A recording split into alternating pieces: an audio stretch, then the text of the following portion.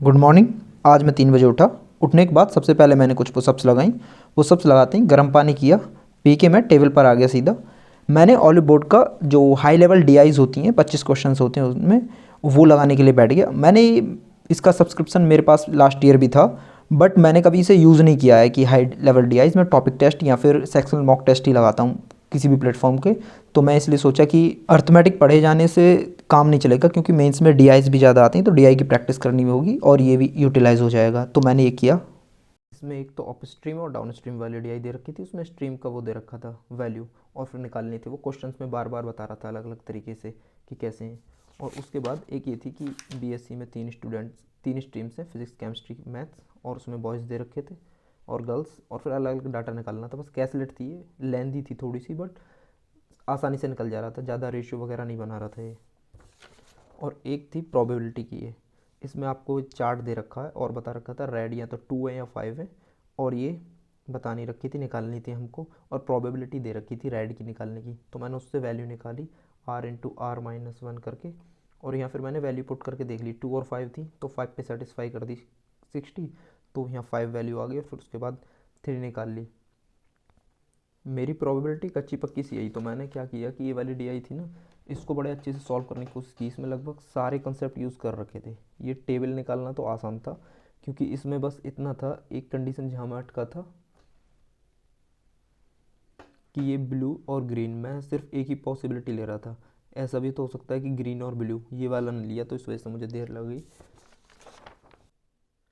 क्योंकि इसमें x-1 दे रखा था, x-y=1 है, और यहाँ ये मैंने ग्रीन मान ली और एक को ब्लू मान लिया। फिर ये 2 बार पॉसिबिलिटी लेनी थी मैंने, तो ये सॉल्व करके आई कि 4 और 3 वैल्यू आ रही है मुझे अटैम्प्ट करने में। और उसके बाद मैंने एक डीआई और सॉल्व करी, उसमें मेरे को 2 घंटे के आसपास लग गए थे।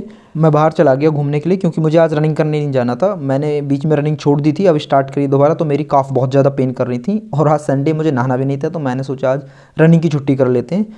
आने के बाद मैं पहले मेडिटेशन करने के लिए बैठ गया। मेडिटेशन किया मैंने 15 मिनट, और उसके बाद जो मेरी डीआई बची हुई थी उसमें से एक सॉल्व करने के लिए, वो सॉल्व करने के लिए बैठ गया मैं। वो डीआई थी कि उसमें नंबर ऑफ़ कोचेस दे रखे थे ट्रेन के अंदर, और एवरेज नंबर ऑफ़ पैसेंजर्स दे रखे थे, कुछ डाटा मिसिंग था। और ये बता रखी थी कि अगर ट्रेन खाली चल रही है बिना कोचेस और पैसेंजर्स के, तो स्पीड ये है। और अगर वो ट्रेन, अगर पैसेंजर्स और कोचेस ऐड हो जाते हैं, तो उसकी स्पीड कितनी डिक्रीज़ हो जाएगी। यानी कि 10 कोचेस ऐड करने पे 5 किलोमीटर डिक्रीज़ होगी, और 100 पैसेंजर्स ऐड करने पर 5 किलोमीटर डिक्रीज़ होगी। तो उससे मेरे को निकालना था। इसमें ज़्यादातर इक्वेशन बन रही थी, और इक्वेशन सॉल्व करने से आंसर्स आ रहे थे, पर इसमें थोड़ा टाइम लगा। मैंने इसलिए अटैम्प्ट नहीं की थी जब मैं क्विज अटैम्प्ट कर रहा था इसकी। फिर दोबारा पढ़ने के लिए मैं नून में बैठा था। मेरे को इंटरव्यू के लिए प्रिपरेशन स्टार्ट करनी है दोबारा से, तो मैंने जो नोट्स बना रखे हैं उन्हीं को सामने रखा, और गौरव गर्ग सर की बेसल नॉर्म्स वाली क्लास चला ली मैंने। मतलब मैं नोट्स से भी पढ़ सकता हूँ, बट क्लास में इसलिए चला रहा हूँ क्योंकि जब सर समझा रहे होते हैं तो बहुत सारी चीज़ें ऐसी होती हैं कि जो मैंने नोट नहीं की हैं लास्ट टाइम। इतना फ़र्क है कि सेम क्लास से नोट्स बनाए थे, और अब मैंने 2 पेजेस और एक्स्ट्रा ऐड कर लिए सर की वीडियो से, क्योंकि अब मुझे ये पता चल गया है कि क्वेश्चन जो हैं मैं नोट कर रहा था जैसे एमसीक्यू फॉर्म में पूछे जाएंगे वो चीज़ें, बट मुझे नोट करनी है वो चीज़ें जो सब कंसेप्चुअल वहाँ इंटरव्यू में पूछी जा सकती हैं। वो पूछेंगे कि बेसल नॉर्म्स क्या है, तो मैं बताऊंगा बेसल नॉर्म 3 है, तो वो ये पूछ सकते हैं कि 2 क्यों आए थे, 3 क्यों आए थे, तो उनके बीच में फेलियर क्यों कैसे हुआ। तो उस सब के बारे में मैंने नोट नहीं किया होता, डायरेक्ट नोट किया होता कि CAR कितना चाहिए।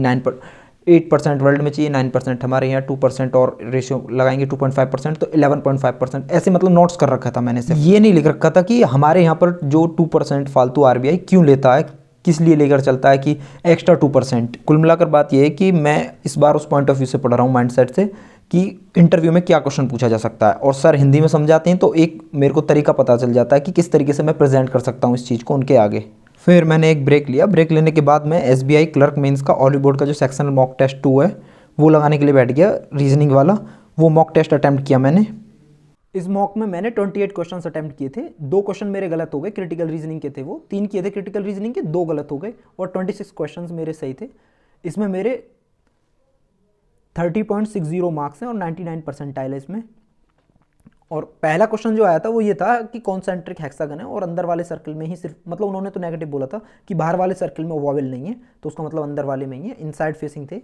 बट ये मैं पहले थ्रेड मेथड से बनाने वाला था, एक लाइन खींची मैंने, लेकिन जैसे ही मैंने दूसरी कंडीशन पढ़ी तभी मुझे पता चल गया कि हाँ ये थ्रेड मेथड से नहीं बनेगा, इसको वैसे ही बनना पड़ेगा, क्योंकि ये लिख रखा था उसने कि ई जो ये लाइन ऑफ साइट में है एच के, तो मतलब लाइन ऑफ साइट का मतलब है वो यहाँ भी आ सकता है, यहाँ भी आ सकता है और यहाँ भी आ सकता है। तो थ्रेड मेथड में नहीं होगा, अगर वो खाली ये बोलता है उसके आगे है या फिर उसकी जस्ट पीछे है तो कैलकुलेट करके बना सकता था मैं।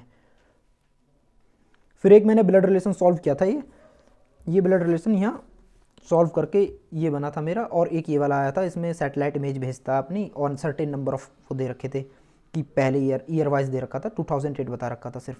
तो इसमें मैंने एक कंडीशन नोट करी। और एक ही आया था वेट वाला, इसमें ऐसे था कि जो वेट निकालना था ना आपको, उसमें ये बता रखा था ई माइनस बी 2 से ज़्यादा, तो वैल्यू पुटिंग करनी थी, कैलकुलेशन करनी थी थोड़ी सी बस, और उससे क्वेश्चन सॉल्व हुआ था। पहले मुझे डाउट हो रहा था कि गलत ना हो जाए, बट मेरे ऑप्शन जैसे ही मैच हुए सारे मैंने देखे सही, तो फिर मैं समझ गया था कि सही है। क्योंकि पजल में जनरली पता चल जाता है, अगर 5 क्वेश्चन दिए रखे हैं तो जब आप क्वेश्चन टिक करते हैं आपको डाउट हो जाता है कि हाँ गलत हो सकता है। फिर ये इनपुट आउटपुट आया था, ये ऐसा इनपुट आउटपुट था कि जितना बड़ा इनपुट होगा इसका आउटपुट उतना ही ज़्यादा बड़ा होगा। मैं इसकी कंडीशंस नोट करके इसे स्टेप बाय स्टेप लिखने लगा, इसमें मैंने टाइम वेस्ट कर लिया। जबकि बाद में पता चला जब 7th स्टेप में सॉल्व कर रहा था कि ये बिना सॉल्व करे ही आंसर आ सकता था, सिर्फ काउंट करके यहाँ से कि कौन सा वर्ड किधर बैठेगा। और इसी के चक्कर में मेरे स्लॉगिज्म रह गए, मैं सिर्फ एक ही स्लॉग कर पाया, 2 स्लॉग रह गए। थैंक यू फॉर वॉचिंग, मिलते हैं अगले वीडियो में।